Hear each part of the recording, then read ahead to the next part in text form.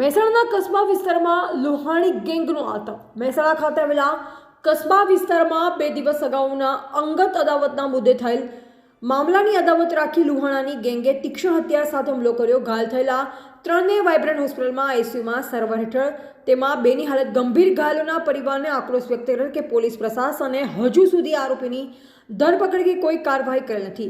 સાથે મહેસાણામાં શાંતિ ના ડોળાય એ માટે ન્યાયિક તપાસ થાય તે માટેના પગલાં લેવા અપીલ કરવામાં આવી। તેમજ પોલીસ પ્રશાસન દ્વારા કોઈ કાર્યવાહી કરવામાં નહીં આવે તો પરિવાર ગૃહ ખાતા સુધી ઉગ્ર રજૂઆતો કરશે। રિપોર્ટર ચેતન પટેલ, મહેસાણા। અને શું ઘટના હતી એ વિશે શું કહેવા માંગશો? મારું નામ કુરેશી મરજીરાન, મારા હસબન્ડ અત્યારે એડમિટ છે, એમને વાગ્યું છે વધારે।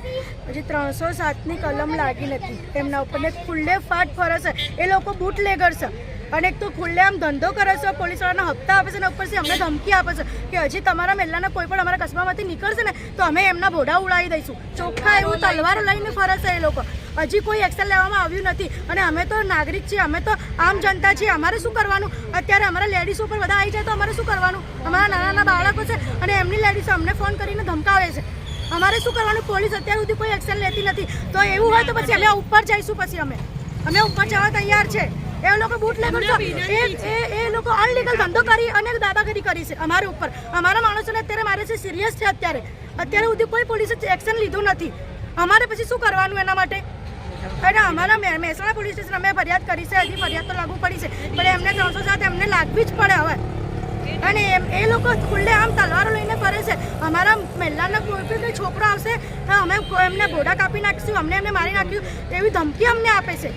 અમારે શું કરવાનું? 1 વાગ્યાથી કાલથી વાગેલું છે, અત્યાર સુધી કેટલા કલાક થઈ ગયા, હજી સુધી કોઈ એક્શન લેવામાં આવ્યું નથી।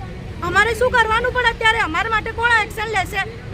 એટલે બુટલેગરો માટે પોલીસ એકદમ હાજર રહેશે, અમારા માટે કોણ હાજર રહેશે? તો પછી રેડી શું બનાવ બન્યો તો અને સમગ્ર ઘટના શું હતું? તમારું નામ આપ્યું? હું ભારતીય એક નાગરિક તરીકે મારું નામ છે એજાજ અહેમદભાઈ કુરેશી। હું રહું છું મહેસાણા એ ડિવિઝન મોહમ્મદપલ્લી અને અમારા 2 ભાઈઓ છે, જે જાવેદ કરી મોટો ભાઈ છે, નાનો ભાઈ છે તોફિક છે, અને એક મારા કાકા છે દિલાવર કરીને।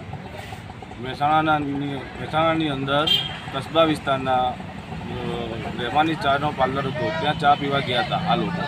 ત્યાં પછી આ લોકોએ ત્રિશણ હત્યારા વડે લુહાણી ગેંગ, એનું નામ બહુ ટાઈમથી ચાલી રહ્યું છે મહેસાણાના અંદર, પુકાર અને કુખ્યાત છે। તો તે લોકોએ આ લોકો સાથે હુમલો કર્યો, તરવાર, ધોકા અને દાળિયા વડે છરીઓ મારી નાખવાની ગણતરીથી આ લોકો મારતા હતા। અમે કાલ 2 વાગ્યાનો બનાવ બન્યો છે, વાઇબ્રન્ટ હોસ્પિટલના અંદર દાખલ છીએ, આઈસીયુના અંદર 2 ભાઈઓ મારા અંદર દાખલ છે। તો પણ પોલીસને અમે કાયદેસર કાર્યવાહી કરવાનું કીધું, તો પણ 7 વાગે અમારું એફઆઈઆર નોંધી અને સવારે હું એફઆઈઆરની નકલ લેવા ગયો, મને નકલ આપી। નકલની અંદર તદ્દન ખોટી કલમો લગાવેલી છે। હું બસ એક જ કહેવા માગું છું કે મારે ન્યાય માટે આગળ કોર્ટમાં હું મારી જે કલમો જે છે તદ્દન જે લાગતી હોય ભારતના બંધારણના લીધે તે કલમો હું લગાવીશ અને આગળ સુધી જઈશ। અને મહેસાણાનું વાતાવરણ ના બદલાય તે કારણ મારા મુસ્લિમ સમાજમાં મારે ઝઘડો કરવો નથી અને મારા તદ્દન ખાલી ન્યાય માટે પોલીસથી મહેસાણા એ ડિવિઝન પીઆઈ સાહેબ અને મહેસાણા એસપી સાહેબ, ડીવાયએસપી સાહેબ અને હું ધારે તો આઈજી સાહેબ, ડીજી સાહેબ અને ગૃહમંત્રી સુધી હું જઈશ। મને ન્યાય આપવા વિનંતી।